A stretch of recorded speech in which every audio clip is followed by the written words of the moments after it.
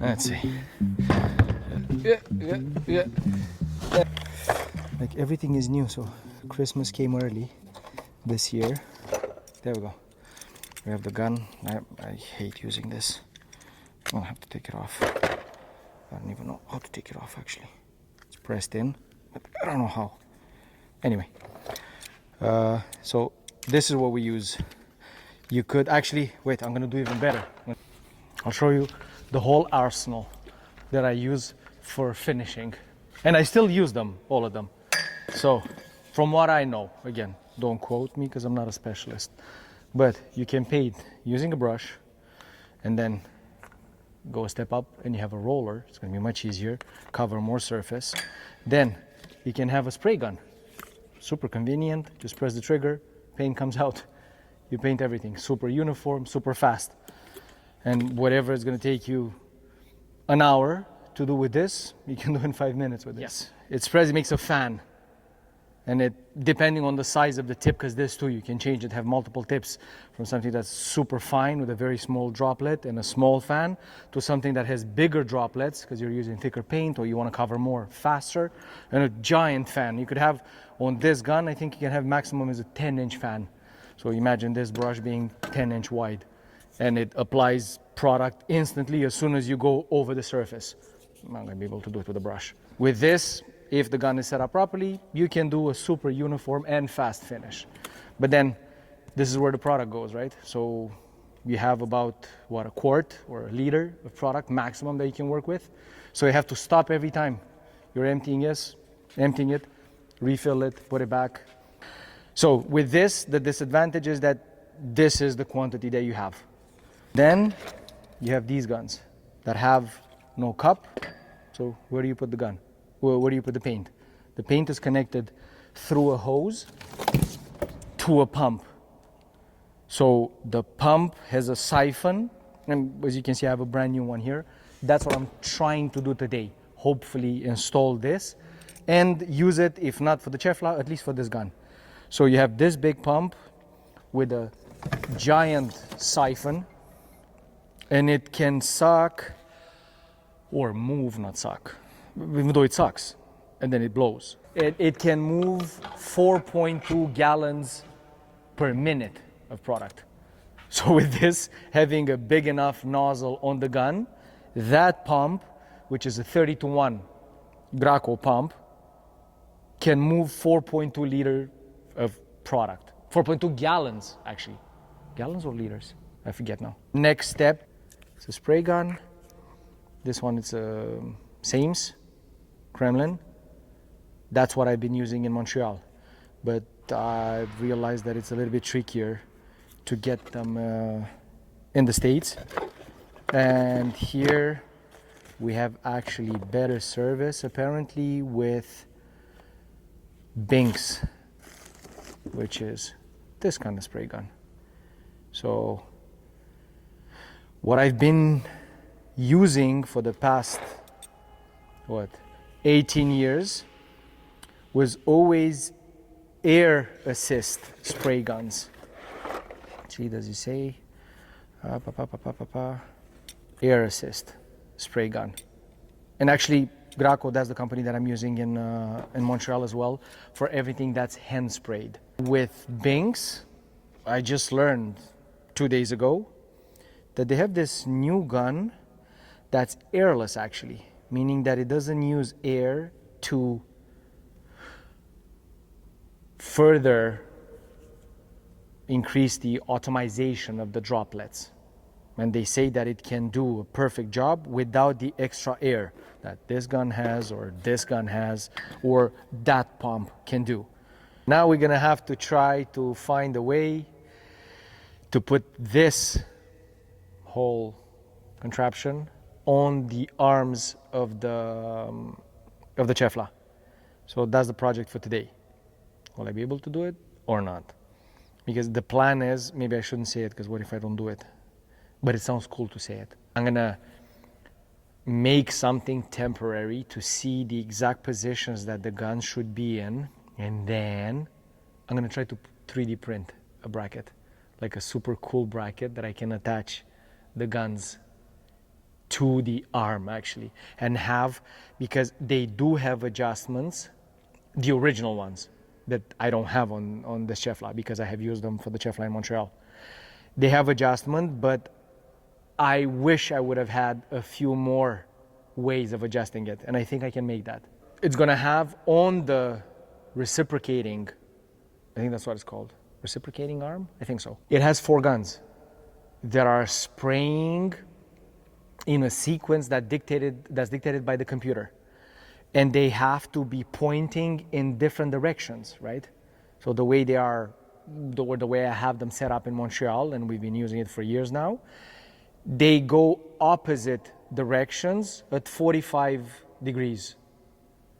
So one shoots at 45, one it's at 90 plus 45, and on the other side. So you're shooting 4 corners basically from the center of the machine.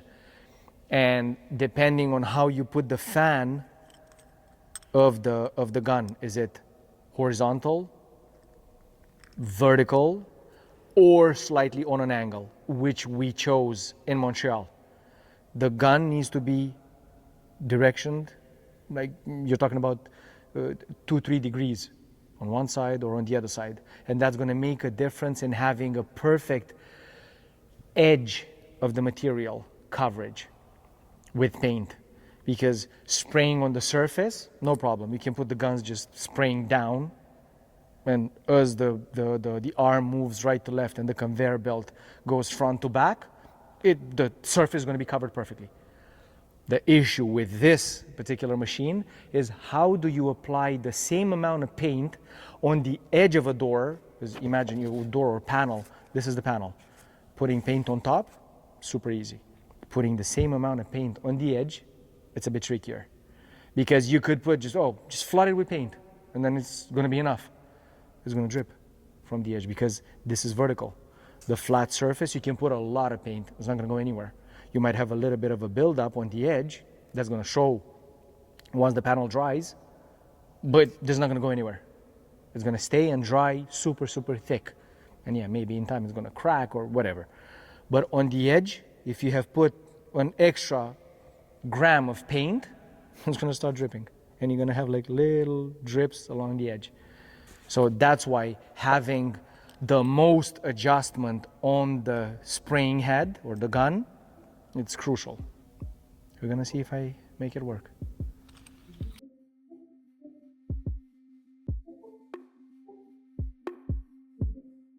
Frankenstein, it's coming back to life.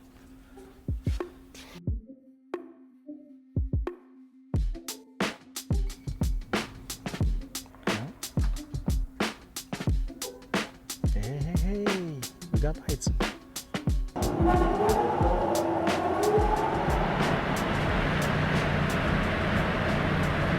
Outside, you would say that there's a helicopter in the parking lot. Oh. That's and it creates, because it's such a big pipe, it creates such a whoosh noise. Because that's what we're gonna have to work with. The only thing is, I have put something on the sensor, and I want to make sure that I don't break it. Okay.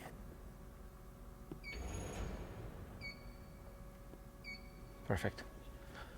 So this is as close as it's gonna go. And yeah, it doesn't interfere with anything here. Perfect. Perfect. Yeah, the only thing is, because luckily I made notes when I cut all the wires, when I have dismantled it in Montreal. I know exactly where I need to put air at the top here. But that gets connected with the main pump. I think the goal for today would be first to place the guns in the right position and make sure that I can angle them, and with something temporary that then I can use as a template to build something 3D printed. It would be actually better if I remove this, no? Yeah, so that I can walk in.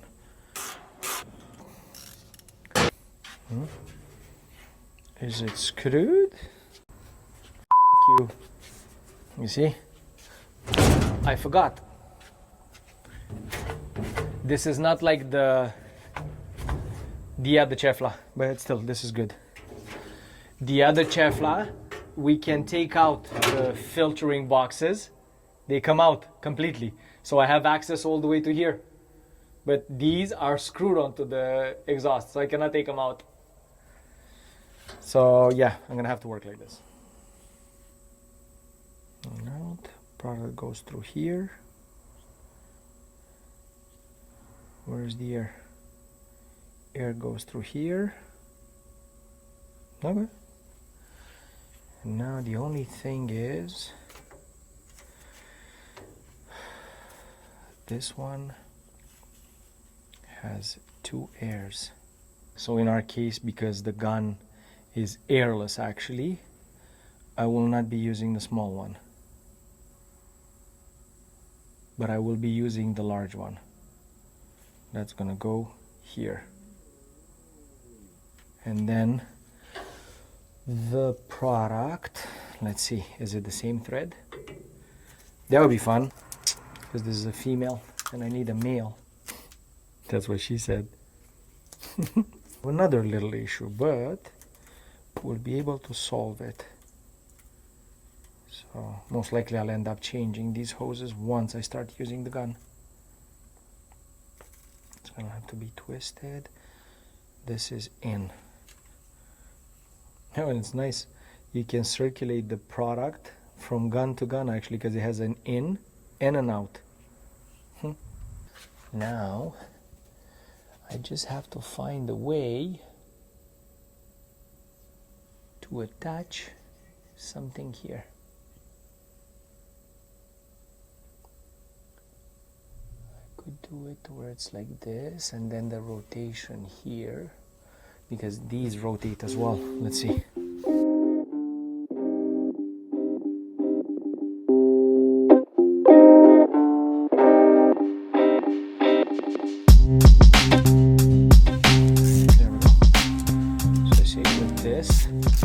I can actually move it there or there, because you have to be mindful of the distance that's in between the guns, because again, when they're spraying like in a triangular shape.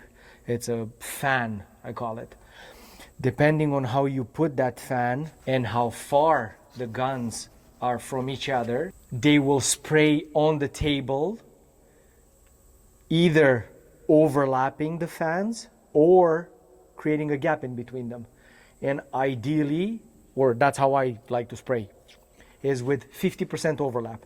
So if this is a fan going one way, when it comes back, I would like it to cover 50% of the coat that was applied by the first pass.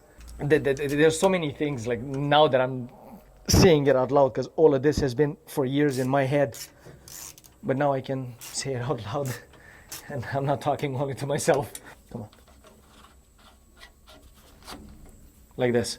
So both guns are going to be perfectly aligned, and once it goes that way, they're both spraying on the same spot on the table, but they're not actually, because while the arm is moving sideways, the conveyor belt is going back and forth.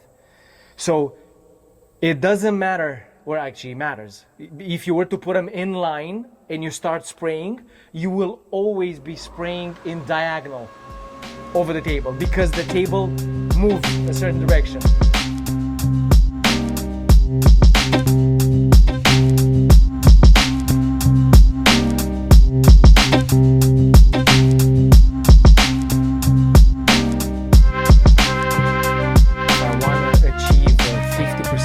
Overlap, you have to take into account the speed with which the conveyor belt is moving, because this, you cannot adjust the speed.